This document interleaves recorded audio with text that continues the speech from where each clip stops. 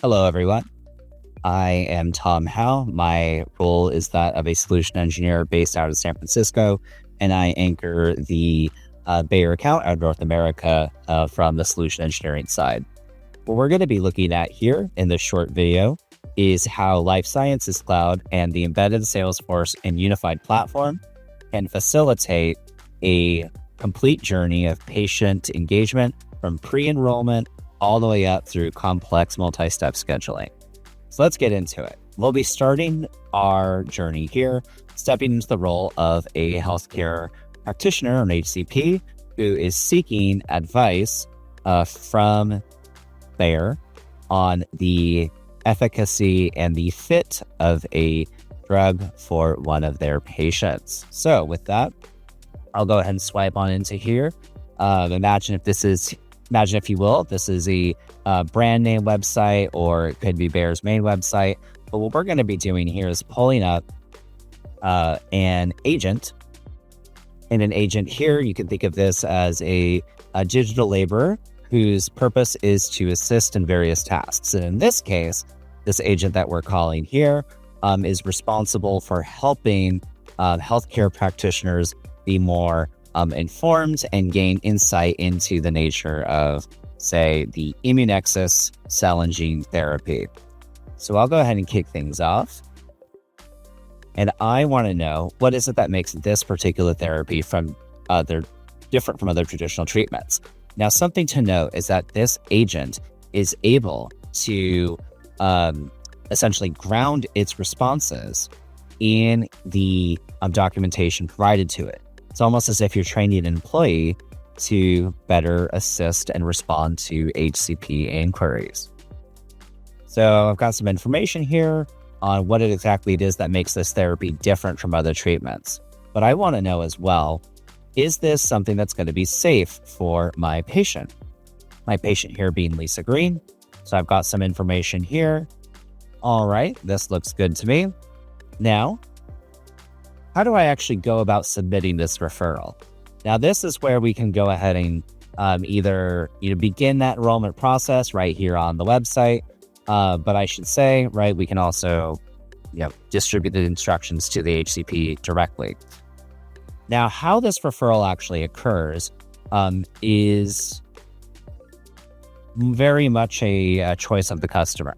So some patients we see are referred through the old-fashioned method of fax and or email.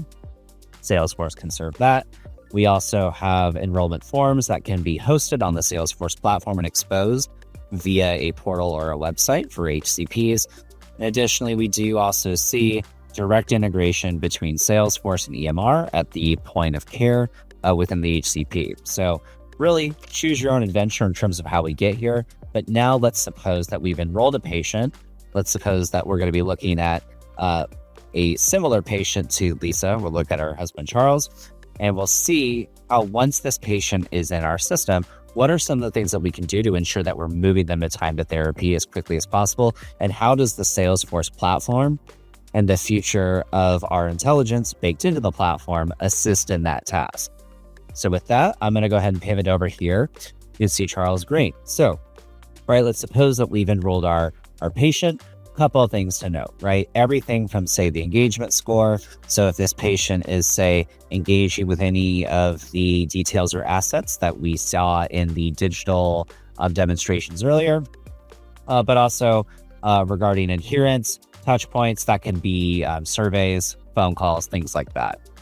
Now, Charles, one of the first things that we usually do when we have a patient enrolled, particularly for some of the more advanced therapies that we're offering, in this case, Immunexus, is actually verifying the benefits or the insurance of this patient. Now, one of the things that Agentforce can do, this is a very timely task, especially if we're talking about re-verifying at the start of the year, for example. I can go ahead and when this patient is enrolled, I can have my background agents go ahead, put in a request to get this these benefits verified. So I'm confident and I understand that Charles does in fact have the insurance, and we've checked with them, and we can initiate, say, a prior authorization if necessary. Now, one of the things I'll call your attention to as well is within our console here, I've got barriers to care, social determinants of health are all able to be captured. So this is going beyond health information, going beyond what might be contained in, say, an EMR that we could be ingesting from, say, direct integration.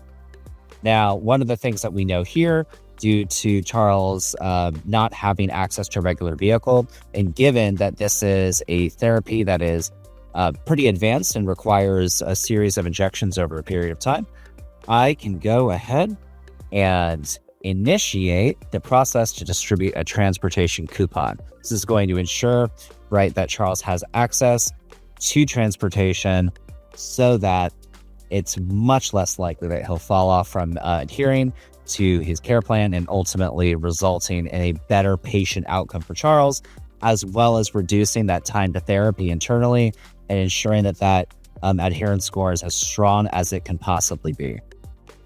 So I can go ahead and kick that out. All right.